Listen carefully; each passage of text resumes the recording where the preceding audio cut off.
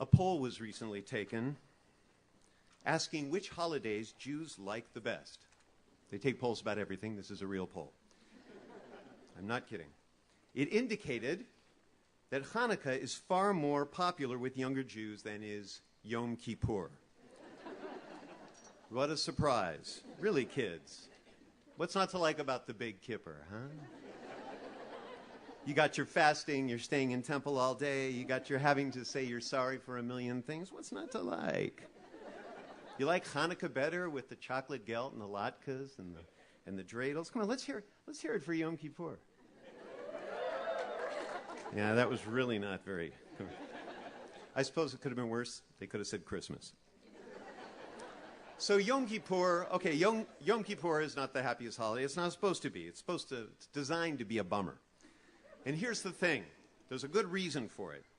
The power of Yom Kippur, the power of this day to compel us and to mean something to us, relies on the fact that Jews are able to know the difference between a downer day and other days of the year. To be Jewish is to master the art of distinguishing moments to dwell on suffering and the moments to focus on choosing life and living life to its fullest, such as we were commended to do in the Torah, as we heard it this morning. As the biblical book of Ecclesiastes puts it so succinctly, there is a time to laugh and a time to cry, and we should know the difference. But we Jews, we're a people of extremes. Chaim Weizmann, the first president of Israel, once said, famously, "The Jewish people are like everyone else, only more so."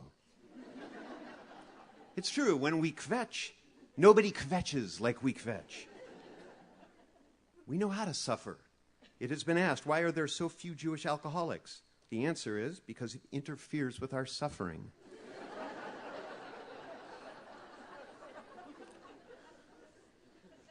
And conversely, we know how to party. We do know how to party. Mark Bloom here is playing piano so beautifully today and with leading our kids.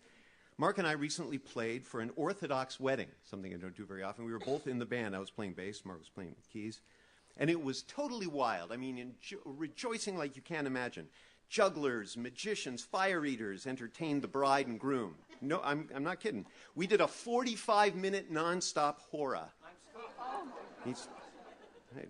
The party got so crazy that men and women almost started dancing together. It was that wild. They tore the mechitza down. But the same book of Ecclesiastes teaches us that although life is short and filled with frustration, we should eat, drink, and be merry. For as the cynic Ecclesiastes said, what else is there to do if it's all going to happen anyway? I always think of the Jewish couple in the restaurant who are overheard saying, "Ugh, the food here, it's terrible, and such small portions." That's an old one. You can have that one. We are a people that is constantly aware of the ups and downs of life. Consider the tale of Yankala the traveler, who orders a pair of pants from the Jewish tailor. And when he has to leave town, the pants, they're still not ready. 7 years later, he returns to the town, and finally the tailor delivers the pants. Yankala says, "You know, God made the world in 7 days, yet you take 7 years to make a pair of pants." "Ah, yes. But look at the world," says the tailor, "and look at my pants." I am beginning my 25th year in the rabbinate with y'all.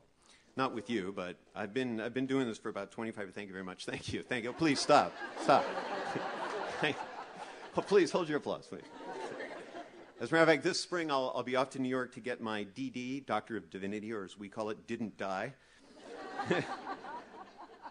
25 years in the rabbinate, asked many, many questions over the years, but one of the most common questions that I've been asked many times is, how do you go from those wonderful, joyous moments down deep into the saddest and most difficult moments, and then back up again, sometimes within 24 hours? It's a good question because it's the God's honest truth. It happens. It happens to rabbis all the time. My answer is a typically Jewish answer. I answered with another question. I don't know. How do you do it? Because, come on, we all face that. We all have to deal with that, going from the down to the up, to the up to the down. And we get confused sometimes. Take Yosela, the carpenter, for example, who informed the funeral director, "My wife has died and I wish to make arrangements for her burial." "But how can that be?" asked the funeral director. "We buried your wife 2 years ago." "Oh, that was my first wife," said Yosel. "And now my second wife too has died." "Pardon me," said the funeral director. "I did not know you had remarried." Mazel tov! Yes, we don't know whether we're coming or going sometimes in this faith. But I want to say that I am proud of the fact that although the Jewish people have endured thousands of years of suffering, and we know suffering, I would argue, better than many on the planet, we're still the funniest people on the planet. How did that happen? What is that about? Well, there are many, many theories. There's a book that was just written that came out about it, and there have been many books trying to figure out why Jews, with all their tsuris, laugh so much. One of the things that I thought was very interesting is that humor is the way Jewish people take risks. Generally speaking, we're not your jumpers of bungee. We're not your regular contestants on Jackass. You don't see Jews doing that kind of thing. And with certain notable examples, we're pretty fiscally conservative people. But Jewish humor, if you think about it, has always been risky. It's risk-taking humor, tempting fate. I know this firsthand. Though it is not my day job, thank God, I have tried my hand at stand-up and have gotten myself into some trouble, often employing humor at totally inappropriate times, like on Yom Kippur, most solemn day of the year. But I feel when I do it, it's like my own pathos, my own sense of sad family history, my Holocaust roots, Jewish neurosis, guilt, anxiety, whatever. It fuels the need to try risky humor. For example, speaking at the Tenebrae service, which is a big festive service at the Basilica of St. Mary down the street, I found myself there as the speaker, and I was the only Jew in the room, with 2,000 Catholics celebrating the crucifixion, death, and resurrection of their Lord Jesus, which for most of Christian history was blamed on us. And they were passing a large, full, life-size cross over their heads, and it was coming directly at me. Talk about conspicuous. I got up, and I had to say, I introduced myself, and I said, "I feel like a matzo ball in a bowl of clam chowder." I have never lived that down. People will walk up to the street and say, "Hey, you're the matzo ball." That's me. But there's something so appealingly Jewish about goofing around with people who sometimes take themselves too seriously. And I think that's where Jews get their kicks. They take risks. Yes, I am the rabbi who once used my own dog, Flora, as a subject for a high holiday sermon. And oddly enough, it's the one sermon people remember. I remember the one about your dog. And yes, I'm also the rabbi who brought our previous dog onto the very bima upstairs one Purim to show how she could, if given a treat, and I said treif, she wouldn't eat it. And it impressed everybody magnificently. I said kosher, and she grabbed it, and it was great. Right on the bima there. She even knew how to play dead. Sophie, Hadroff. Boom. That's good. All right. I know what some of you are thinking. Get back to your sermon already. Huh? Why do we do things like that? Why do we take chances like that? I can only say from my own experience that the deeper the pain and the sadness and the uptightness that lies within the heart, the more titillating it is to risk it with some mischievous humor. And I'm hardly the first Jewish guy to have figured that one out. Woody Allen, Lenny Bruce, the Marx Brothers, Jon Stewart, who does it every night, Jerry Seinfeld, Mort Saul, Joan Rivers, Larry David. I've got a list here a mile long. You just tell me when to stop. I'll stop. I'll just tell you this. In 1975, in 1975 it was estimated that more than 2/3 of the working comics in the world were Jews. Remember we're 0.22% of the entire world's population. That is ridiculous in all ways. So the Jewish people are experts both in despair and unbridled joy. And so this is why we need to set specific times for appropriate solemnity so that we aren't always wallowing in despair. There's a lot of woe out there these days. Woe is very in. I don't know if you know that, but woe may not be us, but woe is very, very in. You get a lot of street cred these days if you can prove that whatever you've done, you have overcome terrible circumstances to get where you are. You watch American Idol, or what's it called, The Voice. It's hard to determine who gets the votes. Is it the talent, or is it the sad story that proves the contestant overcame incredible hurdles in order to get there? Suffering is very, very hip. People today try to score bonus points by revealing the suffering of their past, and people listen to it. Some of you may remember, I don't know how old you all are out there, but some of you will nod when you think about this. Suffering has always been entertaining. This is not a new thing. You might remember Queen for a Day. Now, I was just in diapers when the Queen, maybe a little older than that.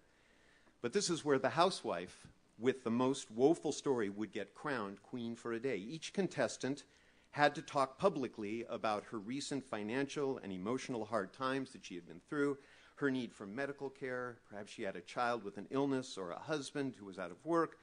The harsher the story, the higher the applause meter would go. And the winner would be draped in a velvet robe, a crown to wear, placed on a throne, and handed roses to hold as she wept, often uncontrollably, while her list of prizes was announced. Seems weird, but this was very much a real show. The times haven't changed that much. Candidates who are running for office today, they still trumpet their humble beginnings with far more passion than their track record as a public servant. From the days of Honest Abe's log cabin, to Bill Clinton's single parenting, to Marco Rubio's immigrant parents, to Elizabeth Warren's waiting tables at the tender age of 13, to a host of health struggles and alcoholism and drug addiction. And I'm not here to say that these things are small accomplishments, but the way they get brought out in order to get people to side with them or to vote for them is extraordinary. It isn't enough to have talent or have been a suitable public servant. You have to have gone through living hell. One of the biggest problems with being constantly confronted with suffering is that we become inured to it. We become hardened and insensitive, and we lose that good Jewish respect for true suffering. As unpopular a notion as what I'm about to say is, suffering, like everything else in this world, has a purpose. Our suffering does have a purpose. And for many, the purpose is learning. For others, it's being able to achieve gratitude in a way we never could before, for the beauty of life, for good health, for when the pain ceases and we can breathe easily again. But to see suffering as a badge of honor, this is not a Jewish thing. And so we tell jokes about it. One that comes to mind is a very, very famous old story about the Jewish woman who halts the city bus between stops, and she bangs on the door. She's banging on the door, and the bus driver opens it up, and "Oi," she says, clutching at her chest, "if you knew what I had, you'd let me on the bus." And so he does, of course, and she gets on the bus. She moves back, she sees just the seat she wants, and there's someone sitting in it. And she says to that person, "If you knew what I had, you'd let me have your seat." And of course they get up and they give her the seat. And then right in the middle between stops, she hits the buzzer right in front of her apartment. She says to the driver, "If you knew what I had, you'd let me off right here in front of my apartment." So the driver lets her off, of course. And he says as she's going down the stairs, "Lady, by the way, what is it you have?" And she says, "Chutzpah."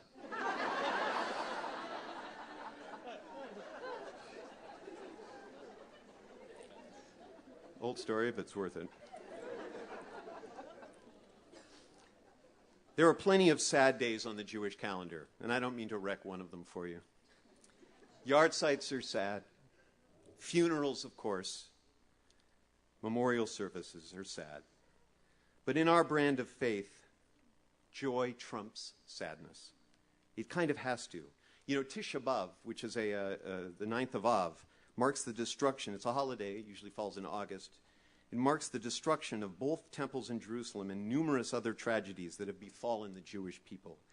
What do? We sit on the floor as mourners in dim light, and we chant by candlelight the book of Lamentations, about all the destructive, terrible things that happened to us in ancient and less ancient days. We do all that except if it falls on a Shabbat. And then the Shabbat and the joy that we need to experience of Shabbat overrides even that significant morning. Even today, the fact that we have Shabbat on Yom Kippur lightens our Yom Kippur load a little bit. The Talmud instructs us that when a funeral procession and a wedding procession meet at a crossroads, the funeral stops and waits for the wedding to go by.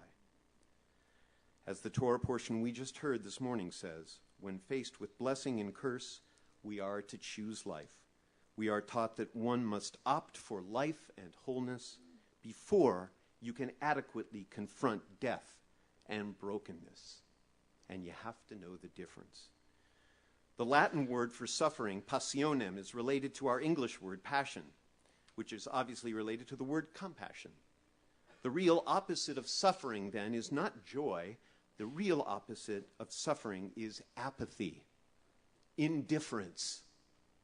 Suffering and relating to suffering ultimately should lead us to be more compassionate as a people. But you can't relate honestly to suffering if it's thrown in your face every moment, if you're seeing it all the time on TV, if you're wallowing in your own. The only way to do the right way is to celebrate and commemorate both extremes of living, and they come at us all the time. You know, wise sages in many traditions, including our own, tell us that suffering brings clarity, illumination. For the Buddha, for example, suffering was the first rule of life, and much of it, he said, comes from our own wrong-headedness, our own cherishing of the self, taking the self too seriously. The world's great religions will teach us that as we have the cure for most of our suffering, it is right within us. It is there. And I believe that the Jewish people were blessed with humor in our hearts as the antidote to suffering. After the terrible Japanese tsunami years ago, the Dalai Lama visited a fishing village that had been decimated. Schools and homes were reduced to rubble. Many had been killed. Thousands of Japanese turned out to welcome the Dalai Lama, including a group of recently orphaned children. And there was very little he felt he could do to comfort them, considering the horrible losses they had endured. Still, he told them, change your hearts from suffering hearts to helping hearts. Somehow find the strength to turn bitter hearts into hopeful hearts. And he gave hugs, and he held hands, and yes, he smiled, and yes, he cried. The distinctiveness of this Yom Kippur day is the proof that we can't live a life of constant woe. If we did, this holiday would come along and it would mean nothing, and true suffering have no meaning. It's precisely because we have this innate heart of joy beating in each and every one of our chests that we are able to turn one full day a year over to serious introspection. There always will be suffering in the world. A problem of Jewish theology has always been that if God is a just and perfect God who created this world, the world ought to be perfect as well. But it isn't. It's a mess. So the Jew has three options: to despair, to repair, or to laugh. With over 2,000 years of tsuris behind us, despair is simply out of the question. So what do? We opt for fixing and shticking, joking, provoking, and hoping. May you be inscribed for blessing on this Yom Kippur day for a year of life and laughter, of hoping and coping, and being fully human. L'shana Tova.